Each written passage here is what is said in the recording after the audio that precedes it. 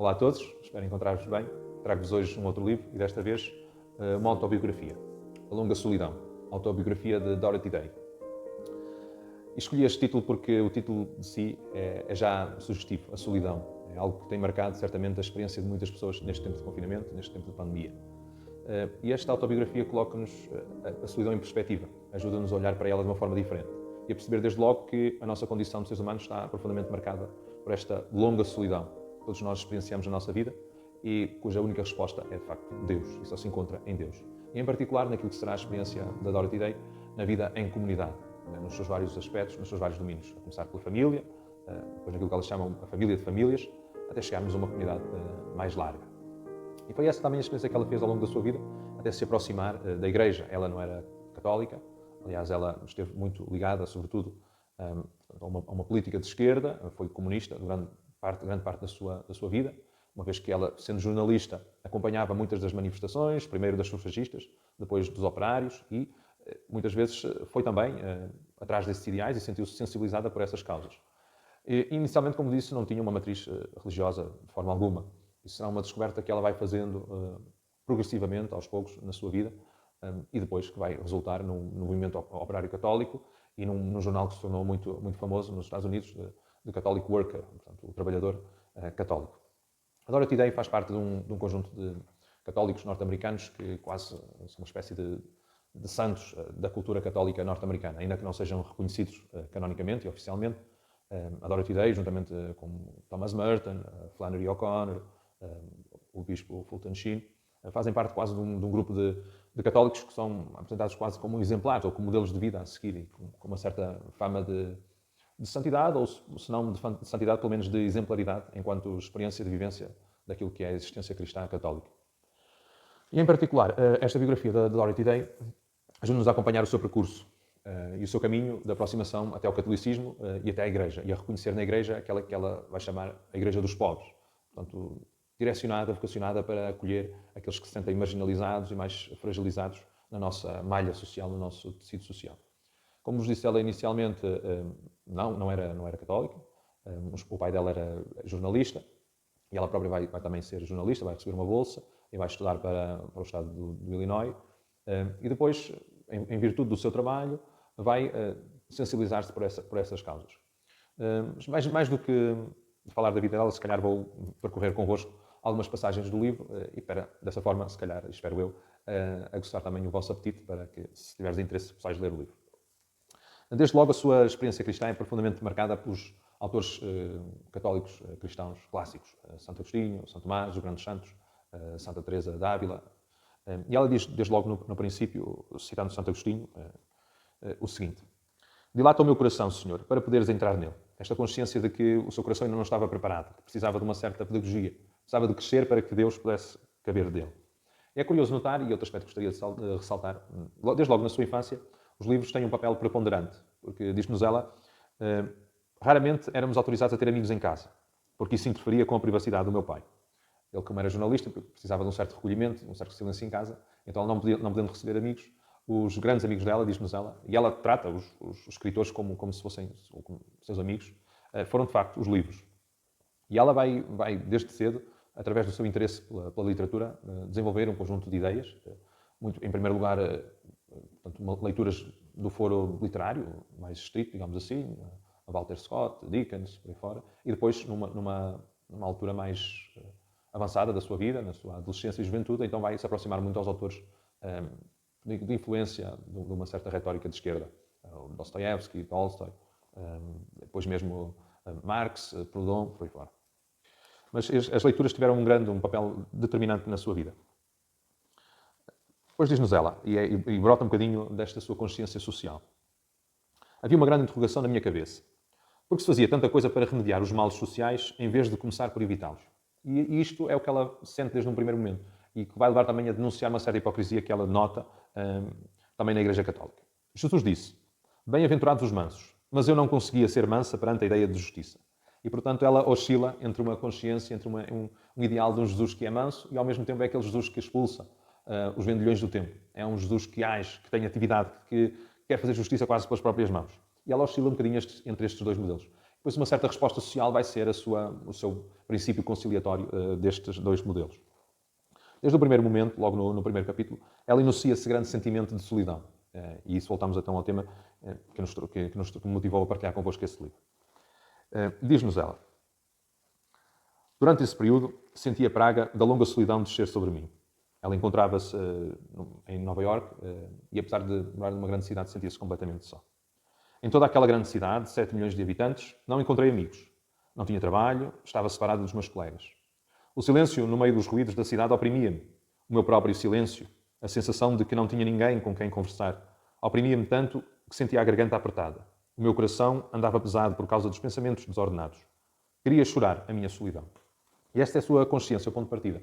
É de que estamos marcados por uma profunda solidão. E qual é a resposta a essa solidão? Ela vai procurar, ela vai ter vários relacionamentos, vai ter inclusive um aborto num desses relacionamentos, e só depois, mais tarde, quando se aproxima do catolicismo, é que vai perceber no nascimento da sua filha, da Tamar Teresa, a sua participação na ação criadora de Deus. Isso será um caminho longo que ela terá de fazer. Porque inicialmente ela acusa a Igreja de uma certa hipocrisia. E diz-nos inclusive ela, citando o escritor francês Mauriac, diz-nos ela: Mauriac, o grande romancista francês, fala muito das formas mais subtis de hipocrisia. Há um tipo de hipocrisia pior do que a dos fariseus, que consiste em esconder-se por detrás do exemplo de Cristo para seguir os próprios desejos luxuriosos e procurar a companhia dos dissolutos. E esta certa hipocrisia que ela nota no momento inicial e que a faz afastar da Igreja, a faz estar distante. Continua ela: quando pensava na Reina, penso na afirmação que fez Mauriac na sua vida de Cristo, a de que aqueles que servem a causa das massas, dos pobres, trabalhando pela verdade e pela justiça, trabalham para Cristo, mesmo negando. Portanto, ela reconhece quase no comunismo uma espécie de cristãos anónimos, que mesmo sem saber, estão a trabalhar pela causa de Cristo. Mas isso será numa fase inicial, porque depois ela vai perceber que é fundamental estar unido à Igreja. Durante a pandemia, ela foi também enfermeira e, de alguma forma, isso relaciona-nos com o momento que estamos a viver, no tempo presente. Ela também sentiu este peso e a necessidade de estar próximo e de servir os outros. E por isso ela foi enfermeira durante este tempo de pandemia e, quando os recursos faltavam, ela foi uma das que esteve na linha da frente. E, desde logo, se manifestou uma forma diferente como ela tratava os pacientes. Ela conta-nos aqui a história de uma senhora, a tal senhora Adams, e a sua colega enfermeira, que era, apesar de ser profundamente católica, dava-lhe tudo à senhora Adams, menos aquilo que ela queria. E, portanto, no seu entender, ela não a tratava com respeito, porque dava-lhe comida, vestia, lavava, mudava-lhe os lençóis, mas não a tratava por respeito porque não lhe dava aquilo que ela realmente queria, aquilo que ela precisava. Diz-nos ela: precisava de mais do que ser amada. Ela queria ser respeitada como pessoa. E, para isso, precisava de que os seus desejos fossem respeitados. Precisava de acessórios como a sua peruca. Lembro-me de termos chegado a um entendimento com ela, com um boné, e assim ficou satisfeito. Quando, na verdade, ela precisava era de uma coisa muito simples, como a sua peruca, e sentindo-se privada dessas pequenas coisas, sentia-se desrespeitada naquilo que era a sua pessoa. E continua-nos ela a contar como foi a sua experiência durante a pandemia. Foi na altura da epidemia da gripe e as enfermarias estavam cheias, bem como os corredores. Muitas enfermeiras adoeceram e tínhamos muito pouco pessoal. Todas as noites, antes de sairmos do trabalho, havia corpos para embrulhar em lençóis e levar para a morgue. Quando voltávamos para o serviço da manhã, a enfermeira da noite estava a desempenhar a mesma tarefa sombria. E, portanto, aquilo que se fez sentir também naquele tempo e que nós também sentimos hoje, um certo sentimento de impotência, de fracasso perante esta pandemia. E diz-nos ela, caracterizando este seu período, que foi enfermeira voluntária: a enfermagem era como o trabalho num jornal. Era impossível sofrer muito com as tragédias que aconteciam todos os dias.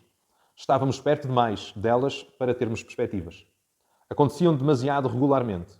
Pesavam sobre nós, davam-nos uma sensação de calma e silêncio. Mas o facto de estarmos sempre ocupadas não nos dava tempo para pensar. E, portanto, uma certa insensibilidade, quase que ela compara à insensibilidade de um jornalista que também, quando ao escrever, não se pode estar sempre a compadecer das histórias que relata. Mas esse sentimento que vai também marcar a sua experiência. Depois ela teve muitos outros trabalhos, foi revisora numa gráfica, serviu em restaurantes, foi inclusive modelo num ateliê de arte. Mas esta sensibilidade pelos mais frágeis vai sempre de alguma forma acompanhá-la. Até porque ela vai sofrer um bocadinho a injustiça também destes que tinham uma visão diferente da sociedade, naquilo que ficou conhecido como os Palm Rides, que foram uma série de buscas e de prisões de pessoas que simpatizavam com o comunismo, que ela, na altura, se vê também envolvida, porque a casa dela é invadida por polícias. Diz-nos ela: Ver seres humanos atormentados por sua própria vontade faz-nos sentir a profundidade da desordem que há no mundo.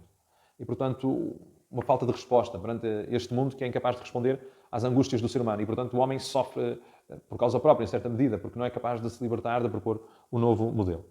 Como eu disse, ela vai, aos poucos, progressivamente, aproximando-se da Igreja. E, a determinada altura, ela vai perceber que é indissociável Cristo da Igreja. E diz-nos ela, eu prefiro a Igreja à minha própria vontade. E mais à frente, citando o Romano Guardini, vai-nos dizer ainda acerca da Igreja. Romano Guardini disse que a Igreja é a cruz na qual Cristo foi crucificado.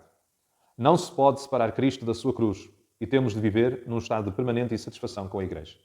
Esta insatisfação que deve marcar, segundo ela, todos os cristãos. Aliás, ela, citando Santo Agostinho, vai mesmo dizer que um cristão que está contente com a sua situação é um cristão que não tem futuro, não tem progresso espiritual possível.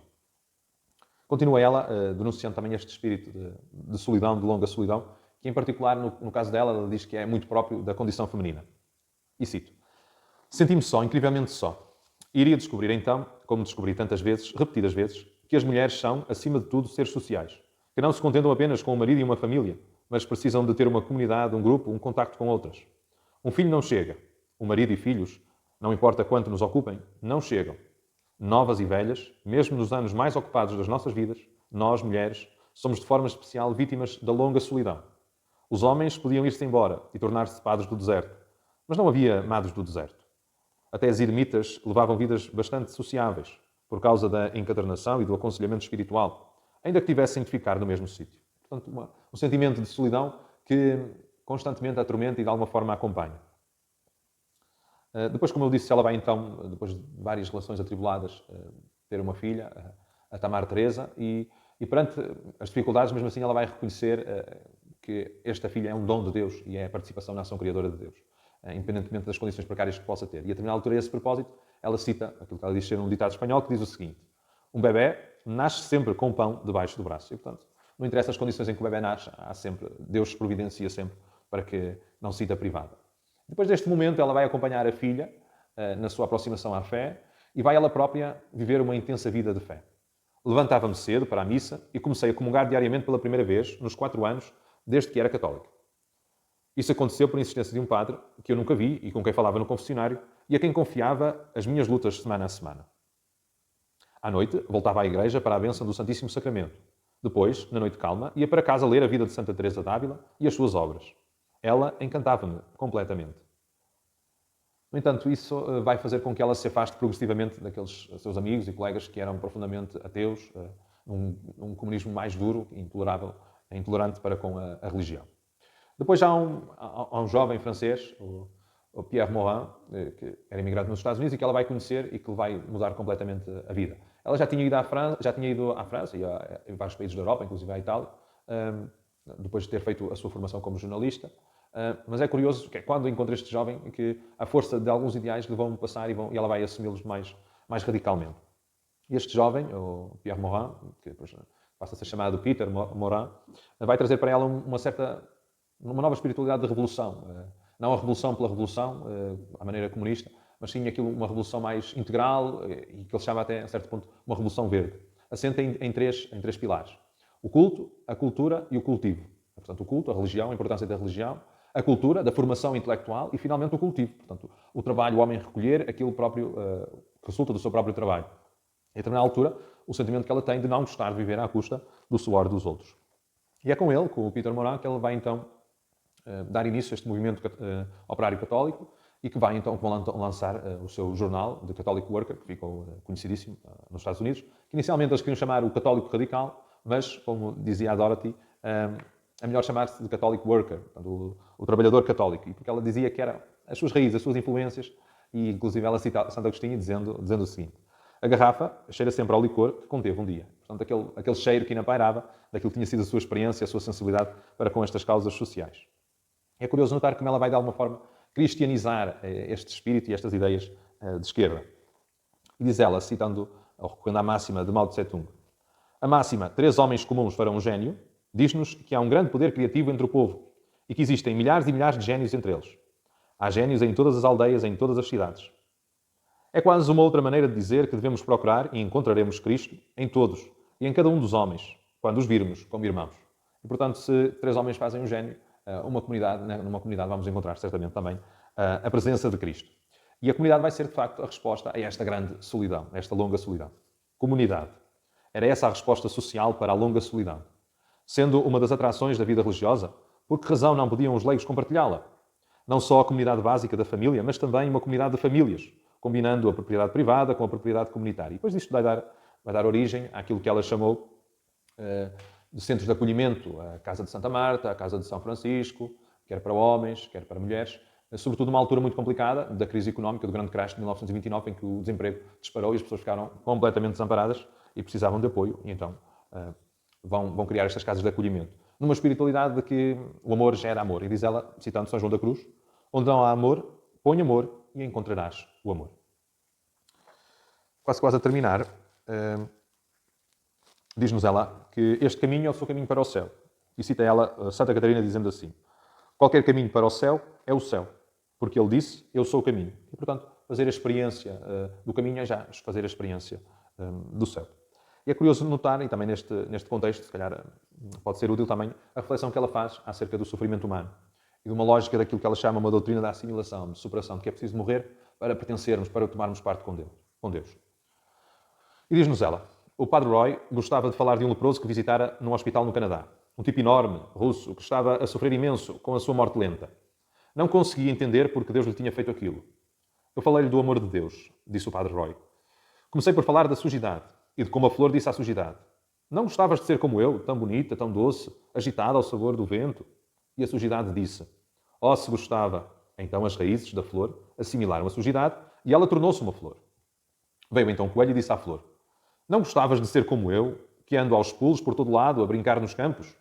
E a flor disse: sim, gostaria muito de me poder mexer e ser como tu. Então o coelho assimilou a flor e ela tornou-se o coelho.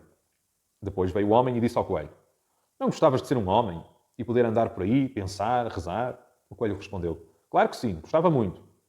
Então o caçador matou-o e comeu. E foi então que o leproso me agarrou a mão, ergueu para mim os seus olhos marejados de lágrimas e disse: ó Padre. E havia um entendimento tão profundo na maneira como ele disse aquilo, que também eu chorei. Mesmo que ele me mate, eu vou confiar nele. É assim. Temos de morrer para viver. Temos de encarar isso. É fácil falar sobre este mistério do sofrimento, mas é difícil aceitá-lo. Mas o que estou eu a dizer? Não nos dá Deus a força e a graça para suportar tudo? Alguns anos depois, li em A Vida de Mahatma Gandhi, de Louis Fisher, um velho poema indiano. Eu morri como um mineral e tornei-me uma planta.